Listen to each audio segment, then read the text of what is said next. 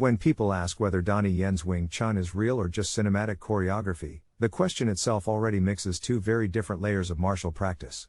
What matters is not whether every movement on screen could be reproduced identically in a street confrontation, but whether the underlying mechanics, structure, and decision-making belong to a real fighting system.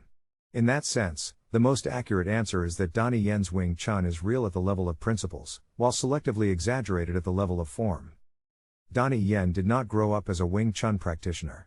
His background is rooted in northern Chinese systems, modern wushu, boxing, and later kickboxing and mixed martial arts. These systems emphasize speed, athleticism, wide movement arcs, and explosive power. Wing Chun, by contrast, is built around close-range engagement, minimal motion, and structural efficiency. That difference makes it impossible to convincingly fake Wing Chun at a bodily level for long periods of time.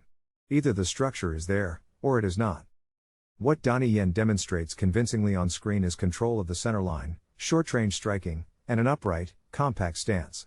These elements are not cinematic inventions. They are fundamental to Wing Chun and remain valid outside of film. His use of short, direct punches, rapid hand replacement rather than full retraction, and constant forward pressure reflects real training in close-range mechanics. However, in actual application, these actions would appear in much shorter bursts. In real encounters, chain punching is not a sustained sequence but a brief disruption, usually 2 or 3 strikes, followed by positional control or disengagement. The hand techniques often seen in his films, such as Tan, Bong, and Fuke shapes, also have real structural meaning. In practice, these are not static moves but momentary solutions to pressure and angle. Film exaggerates their visibility so the audience can recognize them, but the logic behind them is sound. What is real is not the shape itself, but the way the arm maintains alignment, protects the centerline, and redirects force without collapsing. Where cinema clearly takes over is in duration and cooperation. On screen, opponents absorb multiple clean strikes without clinching, retreating, or changing tactics. In real confrontations, bodies react unpredictably. Distance collapses, balance shifts, and grappling often interrupts striking almost immediately.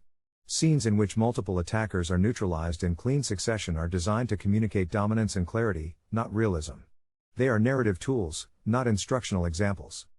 Another cinematic element is the perfect finish. Real conflict resolution is rarely elegant. Outcomes are often messy, conditional, and shaped by environment as much as skill. Film demands visual punctuation, so techniques are framed as decisive conclusions rather than transitions. Wing Chun, in its authentic context, is far more concerned with maintaining structure under pressure than delivering dramatic final blows. One place where performance and reality intersect most honestly is training methodology. The wooden dummy, in particular, cannot be convincingly simulated. It exposes errors in alignment, distance, and timing without negotiation. A poorly trained body is punished immediately through feedback, not opinion. This is why practitioners who genuinely internalize Wing Chun principles continue to work with the dummy long after forms and choreography are learned. It is also why an actor who only trained superficially would abandon it once filming ended.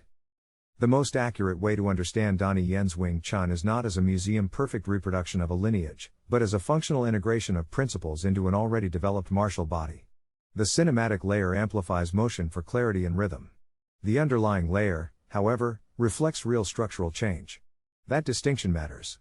It separates performance from embodiment. In the end, what survives outside the screen is not the sequence of techniques, but the logic beneath them. Centerline awareness, economy of motion, structural integrity, and efficiency under pressure are not cinematic inventions. They are reasons Wing Chun continues to attract practitioners who care less about spectacle and more about durability. And that durability, rather than visual purity, is the clearest marker of what is real.